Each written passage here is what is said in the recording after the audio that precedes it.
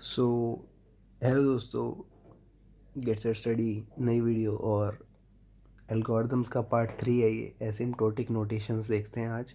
और ये बिग ओ omega theta होती हैं। अब इसमें स्मॉल और स्मॉल ओमेगा भी आता है, मगर वो हम बाद में देखेंगे, वो बाद में देखने लायक ही हैं। तो आज हम देख लेते हैं कि एक चीज़ देखते हैं फर्स्ट ऑफ ऑल कि वोल कॉन्सेप्ट को जब मैं एसिम्प्टोटिक नोटेशन बता रहा हूँ तुम्हें, ये चीज़ ध्यान रखना कि एफ एन और फंक्शन एफ एन और जी एन जो है दो पॉजिटिव फंक्शन है, पॉजिटिव है। ठीक है, तो वो वैल्यू क्या रिटर्न कर सकते हैं? 0, 0.1, 100, 1000, है ना, पॉजिटिव।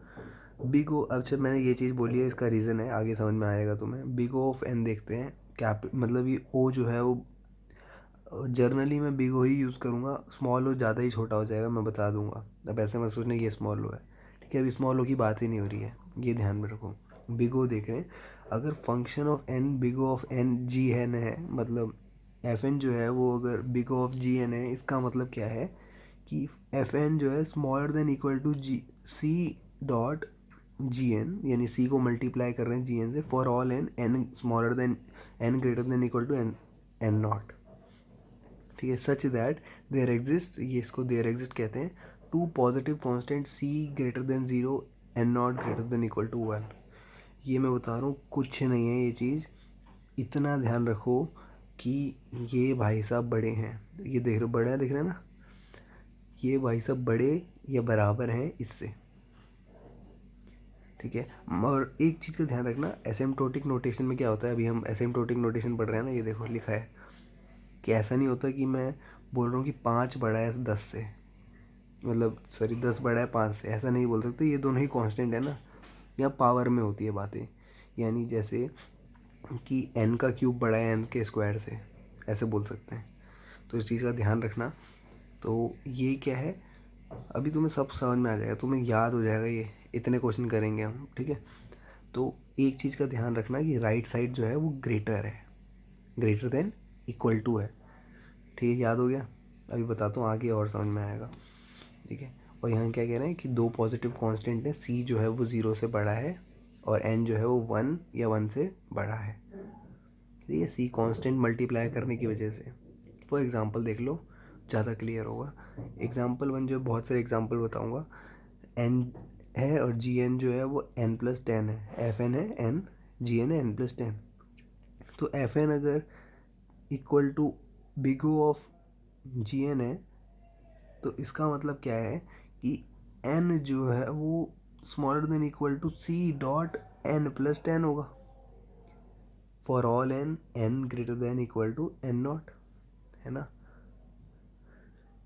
तो ये कंडीशन तो मैंने लिख दी, है ना, क्वेश्चन में भी यहाँ पे भी ये कंडीशन लिखी हुई है, बस मैंने जी एन की जगह डाल दिया।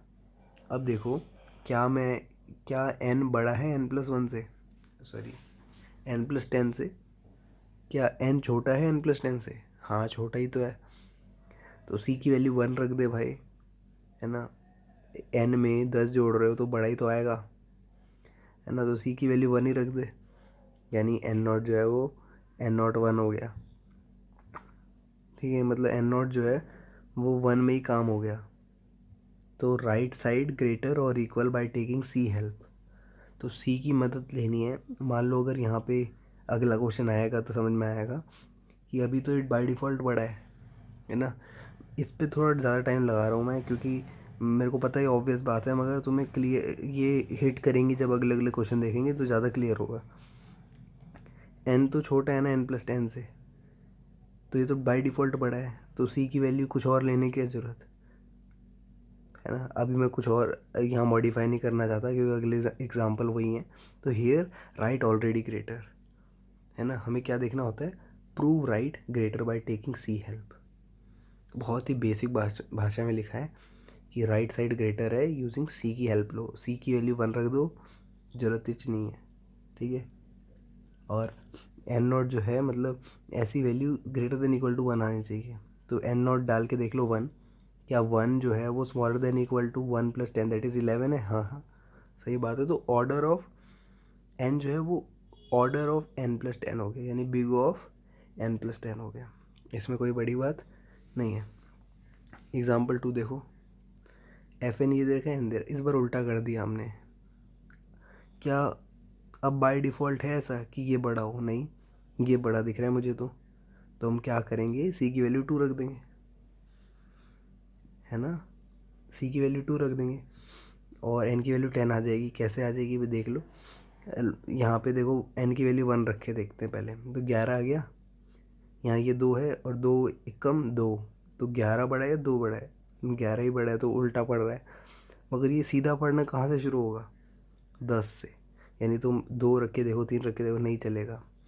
ये वैल्यू अगर 10 रखोगे तो देखो 10 + 10 कितना था? 20, और 2 10 जा 20, यानी इक्वल टू आ गया। 11 रख के देखो, 11 में 10 जुड़ा कितना होता है? 21, और ये 22, यानी ये बड़ा आ गया। तो अब 20 यानी n को 10 रखने के बाद सारी वैल्यू जो हैं ये सेटिस्फाई होगी इक्वेशन, यानी राइट साइड बड़ी आएगी। तो n + 10 भी है, वो बिग ऑफ n है। समझ में आया? तो यहाँ पे कांस्टेंट फैक्टर मतलब मायने नहीं रखते हैं। और एग्जांपल देखो, अगर ये n + 10 n - 10 है ये gn, तो fn big O of gn होगा, तो ये कंडीशन सेटिस्फाई होनी चाहिए। तो ये कंडीशन ये कहती है कि fn को रखो लेफ्ट साइड में, gn को रखो राइट साइड में, c की हेल्प लो for all n greater than equal to n0। तो देखो ये तो मेरे को बहुत ज़्यादा दिख रहा है, ये कम दिख रहा है। तो एक काम करते हैं, c की वैल्यू 2 ले लेते हैं, एटलीस्ट दुगना कर देते हैं। तो 2 ले लिया। तो अब तुम सोचते हो सी की वैल्यू 2 ही क्यों लेते हैं, ये 1 ही क्यों लेते हैं? लो 4000 ले लो, 8000 ले लो, कोई दिक्कत नहीं, है ना। 8000 लोगे तो ऑटोमेटिकली बड़ा आएगा, है ना। उसके हिसाब से एन की वैल्यू 1 ही मान, मतलब तुम्हें समझ में आना चाहिए कि यहाँ पे हम कुछ भी ले सकते हैं सी की वैल्यू, बस वो कांस्टेंट होनी चाहिए, ध्यान रखना, ठीक है। मतलब वो एन के टर्म्स में नहीं होनी चाहिए कि वो हर बार वेरी करे। 2 जो है कांस्टेंट नंबर है एक। तो देखो सी की वैल्यू 2n - 20 हो गया। अगर n0 को 30 रखोगे तो ये वाली 30 के आगे जाओगे तो ये हर बार ये इक्वेशन सेटिस्फाई होगी, यानी 30 से पहले तो ये गलत हो रहा है ना। इसलिए n0 जो है वो मिनिमम वैल्यू है, ठीक है। क्या ये निकालने की हर बार ज़रूरत पड़ती है? नहीं, ये तुम्हें दिखाने के लिए हो रहा है कि अगर हम n0 की जगह 30 रखें, यानी ये 40 हो जाएगा। ये कितना हो जाएगा? 30 में से 10 गया 20, 20 और 2 40, तो 40 40 बराबर हो गए। मगर जैसे ही 31 रखोगे ये बढ़ा जाएगा, है ना, क्योंकि बराबर वाली कंडीशन भी सेटिस्फाई होती है। ओके, तो ये इसका मतलब समझ में आता है। n + 10 जो है वो ऑर्डर ऑफ n - 10 है। अगले पे हम n² है, ये n है, तो f ऑफ n जो है order big of g of n हो जाएगा अगर ये इक्वेशन सेटिस्फाई होगी। ये देखो कितना अच्छा एग्जांपल है कि c की वैल्यू अगर हम n रख देते हैं तो n² हो जाएगा, है ना। देखो एक आदमी खुद का ऑर्डर हो सकता है, ये बात को ध्यान रखना, इक्वल टू जहाँ जाता है ना। तो ऐसा तभी पॉसिबल जो n होगी इसकी वैल्यू, या ज़्यादा मान लो n+1 होगी, जो भी होगी, मगर n तो होगा ना उसमें, और n जो है वो कांस्टेंट नहीं है, इसलिए ये पॉसिबल नहीं है। तो हम ये देख रहे हो कि n² जो है बड़ा है, मतलब स्क्वायर है, यानी डिग्री ज़्यादा है, और n जो है वो छोटा है।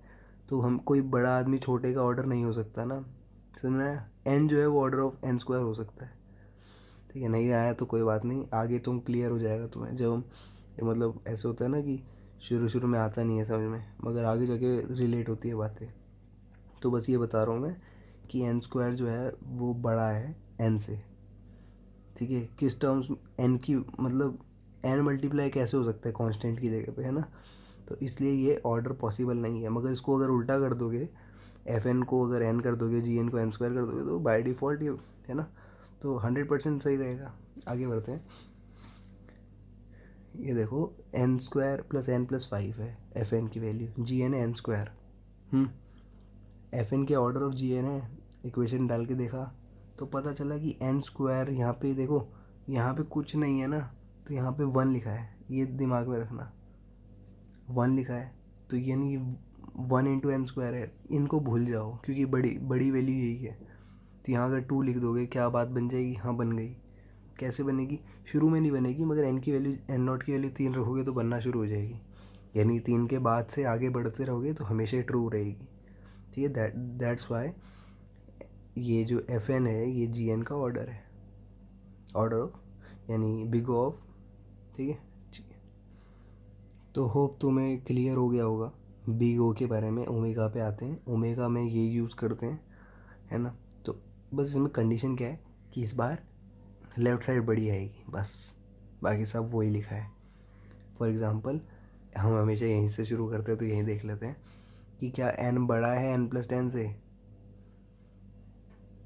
हाँ, क्यों नहीं बड़ा है अगर c की वैल्यू हाफ रख दी जाए तो। और शुरुआत वाला नंबर कौन सा होगा, n0 जो होगा वो 10 से शुरू होगा, यानी 10 के आगे सारे नंबर जो हैं वो ये फॉलो कर रहे हैं। तो यानी n जो है वो ओमेगा ऑफ n+10 हो गया, ठीक है। मेरे को मालूम है बात पच नहीं रही होगी तुम्हें कि ये ऐसा क्यों भाई, 10 के बाद से क्यों, बीच के नंबर कहाँ गए। तो मैं अभी आगे एक ग्राफ दिखाने वाला हूँ तुम्हें कि जो शुरू में ग्राफ टेढ़ा मेढ़ा होगा, मगर एक सर्टेन नंबर के बाद ग्राफ जो है वो स्पष्ट चीज़ दिखाएगा, ठीक है। अभी आते हैं उस पर, टाइम है, देखो n² + n+1 है, ये n² है। तो ये कंडीशन क्या ट्रू है, यानी लेफ़्ट साइड बड़ा है क्या। हाँ, ऑलरेडी ग्रेटर है, ये बेचारा तो n² ही है ना, बाकी के दो तो ज़्यादा हैं, तो ऑलरेडी ग्रेटर है, तो ये 1 1 से ही काम चल जाएगा। तो यानी डेफिनेटली ये ओमेगा ऑफ n² है, ठीक है। अगले पे आते हैं। इन दोनों को देखो, यहाँ तो देखने से पता चल रहा है कि ये छोटा है, छोटा है तो क्या क्या हुआ, सी की वैल्यू हाफ ले ली जाएगी, ठीक है। सी की वैल्यू हाफ ले ली जाएगी, तो ऑलरेडी ये n² जो भी आएगा उसका आधा ही आएगा ये। अब ये आधा हो गया तो वो वैल्यूज़ तो कम ही रहेंगी, तो n0 की वैल्यू 4 से ये जो है वो ये इक्वेशन फॉलो होना शुरू हो जाएगी, ठीक है। That's why n² is the omega of n² + n+10। आगे बढ़ते हैं, देखो ये कंडीशन जो है सेटिस्फाई नहीं होगी, तो इसको भी देख लेते हैं। क्या n² कभी बड़ा आ सकता है n³ से, नहीं आ सकता, क्योंकि c को 1/n लेना पड़ेगा, दैट इज़ नॉट कांस्टेंट, तो नॉट पॉसिबल। देख रहे हो, अब एक मैंने शुरू में टाइम लगाया ना, अब तुम्हें कितने जल्दी समझ में आ रहा है, यहाँ पे हो पा रहा हो। थीटा नोटेशन है, थीटा क्या कहती है कि देखो एफ एन जो है smaller than equal to c g of n है, C1, और एफ एन जो है greater than equal to C2 g of n है, अलग अलग कॉन्स्टेंट लगा के। अगर ऐसा पॉसिबल हो रहा है तो दैट इज़ वाई थीटा है। यानी अगर तुम बिग ओ सेटिस्फाई कर रहे हो, ओमेगा सेटिस्फाई कर रहे हो, तो थीटा तो सेटिस्फाई हो गई, ठीक है। ये कंडीशन है। यहाँ देखो एग्जांपल, n है, ये n+10 है, तो क्या अगर मैं C1 को 1 रख दूंगा तो ये तो बाय डिफ़ॉल्ट बड़ा है पहले से ही, है ना, तो n0 भी 1 है। यहाँ उल्टा है थोड़ा, मतलब n जो है वो बड़ा कैसे हो सकता है n+10 से, C2 को हाफ रख दो तब हो जाएगा, है ना, और n0 की वैल्यू 10 हो जाएगी। तो इसका मतलब जो है वो ट्रू हो तो रही है कंडीशन, भले ही C1 C2 अलग अलग हैं, डेफिनेटली अलग होंगे, कोई दिक्कत नहीं, ये भी अलग अलग हैं, कोई दिक्कत नहीं, मगर ये कंडीशन ट्रू तो है एट सर्टेन पॉइंट, यानी एक पॉइंट के बाद, है ना। तो इस वजह से n जो है वो थीटा ऑफ n+10 है, जहाँ पे C1 1 है, C2 हाफ है, और n0 जो है वो 10 है। अच्छा, ये n0 को 10 क्यों लिया, C1 C2 जब अलग अलग थे तो n0 n इनको भी अलग अलग लेना चाहिए था। असल में देखो कि एक आदमी कह रहा है कि n की वैल्यू 1 से ज़्यादा होनी चाहिए, दूसरी कह रहा है n की वैल्यू मेरे को 10 से ऊपर चाहिए, दोनों भाई लड़ाई ना करें, इसलिए n को 10 से बड़ा ही ले लिया, है ना। तो ये कंडीशन होती है। अगला देखो कि n² + n है +1 है, और ये n² है, हमें चेक करना है थीटा है कि नहीं। तो एक बार बताओ, यहाँ पे बड़ा वैल्यू है, मगर C1 की वैल्यू 2 रख दोगे तो बात बन जाएगी, है ना, 2 रख दो बात बन जाएगी। और n0 की वैल्यू ये पता कैसे पता चल रही है मेरे को, मतलब ये हिट एंड ट्रायल टाइप है। n0 की वैल्यू अगर 2 रख के देखा, मैंने 1 रख के देखा तो नहीं हो रहा था सेटिस्फाई, 1 + 1 + 1 3, और ये 2, तो 3 तो बड़ा आ रहा है, तो 2 रख के देखा, 4 5 6 7, 7 हो गया ये, 2 रख के देखा तो ये 4 8 हो गया, यानी यहाँ 2 पे सेटिस्फाई हो रहा है, तो इसलिए 2, ठीक है। ऐसे मत सोचना कि ये वैल्यूज़ कहाँ से ला रहे हैं, ऊपर 10 मैंने कह दी थी, है ना, यहाँ पे देखो 10 कह दी थी, तो वो 10 जो है वो डाल के पता चल रहा था, ये कोई हार्ड एंड फास्ट रूल नहीं है इसका। हाँ, तो यहाँ पे इन दोनों की कंडीशन, सेकंड कंडीशन देखो, ये तो बाय डिफ़ॉल्ट ही बड़ा है, तो इसमें तो C2 को 1 रखने से ही काम बन गया। एक कह रहे 2 रखो, एक कह रहे 1 रखो, क्या रखें हम? 2 ही रखेंगे, है ना, क्योंकि यहाँ दोनों को तकलीफ़ नहीं हो रही, वरना 1 रखेंगे तो ये बुरा मान जाएगा। ये बस चाहते हैं कि n की वैल्यू बड़ी होनी चाहिए, तो 2 से बड़ी हो जाए कोई बात नहीं, ठीक है। और एग्जांपल देख लो, जितने एग्जांपल उतना क्लियर। ये दोनों ही n स्क्वायर है, यानी ये काफ़ी अच्छी चीज़ है, दोनों ही n स्क्वायर हैं, तो क्या n C1 की वैल्यू देखो, n स्क्वायर क्या smaller than equal to n square, यानी ये कौन सा कंडीशन है? बिग ओ वाली कंडीशन है। राइट साइड क्या बड़ी है? हाँ है, 1 रखने से। ग्रेटर देन ये बड़ी है, मतलब बराबर भी हो सकती है ना। और लेफ्ट साइड का भी यही चक्कर है, यानी definitely n square is theta of n square, theta of n square. तो C1 C2 1 1 है, n नॉट भी 1 है, तो यानी अगर दो इक्वेशन सेम होंगी तो वो डेफिनेटली थीटा होगी। थीटा होना मतलब वो बिग ओ भी है, स्मॉल ओ भी है, ठीक है। आगे बढ़ते हैं। ये देखो क्या करा जाए भाई, यहाँ एक कंडीशन सेटिस्फाई दिख रही है मेरे को, दैट इज़ कि ये वाली साइड बड़ी है ना, राइट साइड बड़ी है, C1 को 1 रख दो, तो यानी बिग ओ तो ठीक है इसका, मगर स्मॉल ओ खराब, मतलब ओमेगा ख़राब है, ठीक है। सॉरी यार स्मॉल ओ बोलने के लिए, मैं बाद में बताऊँगा उसके बारे में, ठीक है। ओमेगा है ये, ओमेगा में क्या चेक करते हैं? लेफ़्ट साइड, बिग ओ में राइट साइड, तो ओमेगा ख़राब है इसका, क्योंकि सी की वैल्यू 1/n रखनी पड़ेगी, दैट इज़ नॉट कांस्टेंट, तो this that is why n square is not theta of n cube, ठीक है, because n square is not omega of n cube, but it is big O of n cube. हाँ, तो यही था वो जो मैं बताना चाह रहा था कि ये n नॉट की वैल्यू असल में कर क्या रही है। बिग O, ओमेगा और थीटा तीनों एक ही फ्रेम में है। बिग O में क्या होता है? एफ एन जो होता है big O of g n होता है अगर f n smaller than equal to c g N है, यानी राइट साइड बड़ी है ना। तो यहाँ देखो कि यहाँ पे एफ है, एफ एक्स और जी एक्स लिखा है, ये एन लिखा है, जो भी है तुम्हें समझ में आ रहा है, एन लिखा है ये, और ये एन है। अब देखो यहाँ पे क्या हुआ, शुरू में दोनों फंक्शन टेढ़े मेढ़े थे, मगर एक टाइम ऐसा आया जहाँ पे एन नॉट आ गया, एन नॉट यानी threshold point, N naught आ गया, उसके बाद जो है हमेशा जी एन जो है वो बड़ा आ रहा है सी से मल्टीप्लाई करने के बाद एफ एन से, ठीक है। एक पर्टिकुलर कांस्टेंट से मल्टीप्लाई कर दिया, that is why asymptotic notation होती है ये, कि यहाँ पे कांस्टेंट मल्टीप्लाई हो रहा है ना, और ये एफ एन है। तो एक चीज़ समझ में आ गई कि एक पर्टिकुलर पॉइंट के बाद, एक एन नॉट पॉइंट के बाद हमेशा सी डॉट जी एन बड़ा या बराबर आएगा, बराबर यहाँ आ रहा है इस पॉइंट पे, है ना, तो उसके बाद तो बड़ा ही आएगा एफ एन से।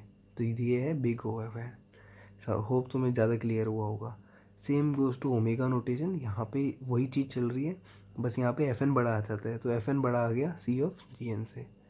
ये कंडीशन देखो, थीटा नोटेशन क्या कहती है कि देखो दोनों ही चीज़ें ट्रू होनी चाहिए, यानी अगर हम इनिशियली कुछ भी हो, एक टाइम ऐसा आएगा 3 लाइनें निकलेंगी, यहाँ पे तो तीनों बराबर हैं, मतलब वो मिरर इमेज वाला n square equal to n square वाला, ये एग्जैक्ट इमेज, मतलब मिरर नहीं।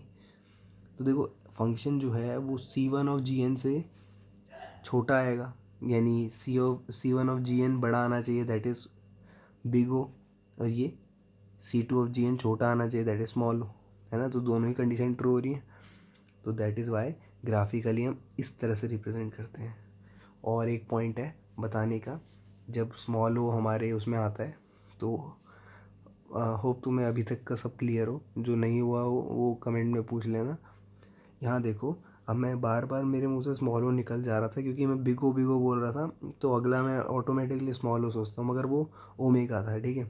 अब आता है स्मॉल ओ, तो यहाँ एक चीज़ देखो, यहीं क्लियर हो जाएगा तुम्हारा डिफरेंस। यहाँ पे देख रहे हो इक्वल टू का साइन है या नहीं है, और ये बिग ओ में बड़ा सा ओ बनाते हैं, छोटा सा बिंदी वाला ओ बनाया है, ठीक है।